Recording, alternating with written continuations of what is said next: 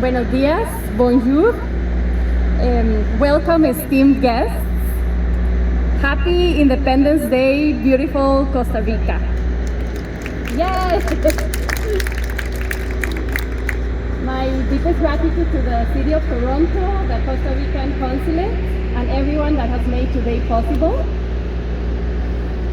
Today is a reminder of how countries and people working together showcase the best of the human spirit.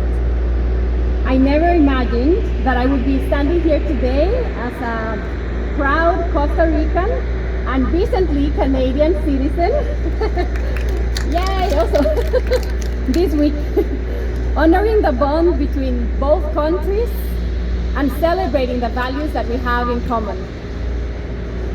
Since today is Costa Rica's independence, I would like to share one of the traditions that has been celebrated in Central America for many years, which is the Independence Torch Relay. The independence of Central America was signed in Guatemala in 1821, and the Independence Torch is lit and travels every year by foot, carried by children and students all the way from Guatemala to Costa Rica, traveling through El Salvador, Honduras, and Nicaragua. It passes from hand to hand, crossing barriers, thousands of kilometers, until it finally reaches Costa Rica. In Costa Rica alone, more than 20,000 students are part of this Independence Torch Relay. The relay follows the route that the original letter containing the news of independence took back in 1821. And why, people might ask, do we continue to uphold this tradition over the years? Why do we make the effort? My humble opinion is that because it is a reminder of the privileges that we enjoy as a free country and the responsibilities that come with it. It is a light that travels for many days, reminding us of the effort that so many people made before us, so that we may enjoy the freedoms and the independence that we have today. I believe that it is up to each of us to keep the torch of independence shining and lit in ourselves, the torch of goodness, of kindness, of truth.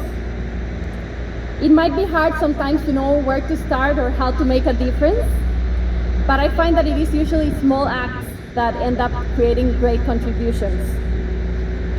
My great-grandfather is called Alberto Marten Chavarria. He dedicated his life to creating a system that made employees and employers work together. As he said, instead of fighting, they will move forward together hand in hand. And they have done this for many, many years throughout Costa Rica. Currently, almost 360,000 workers in Costa Rica are affiliated with solidarist organizations. More than 1.5 million people benefit directly or indirectly of approximately 5 million people that we are in Costa Rica. My mother, Katia Marten Herrero, who is here, she's an architect and an entrepreneur here in Canada. And when I was a child, she used to take people from the streets into her home. She used to bathe them and help them go to their homes, throw birthday parties for them, help them find jobs. And from a very young age, I understood that we have a responsibility not only to take care of our own happiness, but to do what we can to also ease the suffering of others. And I believe it takes great courage and a lot of heart, and that is something that my mother and Costa Rica have in common, a lot of heart. In Costa Rica, we're also very proud of Franklin Chan Diaz. He's an astronaut and has a record of the most flights to space, and has also been working on developing a plasma rocket propulsion technology. But most importantly, he showed every child in Costa Rica that you can reach for the stars. It is interesting that Costa Rica is a small country, but we have many interesting things. One of them is that we're one of the few countries in the world that has no army. It was abolished in 1948, and it is something that everyone in Costa Rica is very proud of. So even though Costa Rica is small, I believe it is also mighty and capable of affecting great change. I myself have worked many years to help improve the education system, the public system in Costa Rica and abroad. And now I work in the World Health Group, trying to educate against child abuse and promote child safety and well-being. I believe that we each have something to offer, something to give back to the beautiful nations that have given us so much, such as Costa Rica and Canada and the ones represented by everyone here today. As a Costa Rican, and I believe that every Costa Rican carries a piece of our country wherever we are and wherever we go. So let us carry a little bit of Costa Rica with us.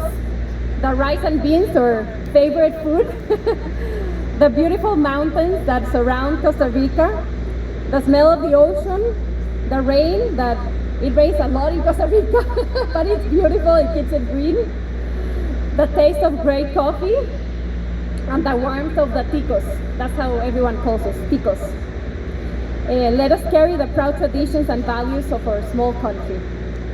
I am very proud to be celebrating here today 201 years of Costa Rica's independence.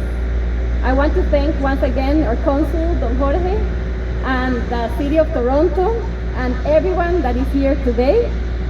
Happy Independence Day, Costa Rica. Thank you, Canada. Thank you, everyone.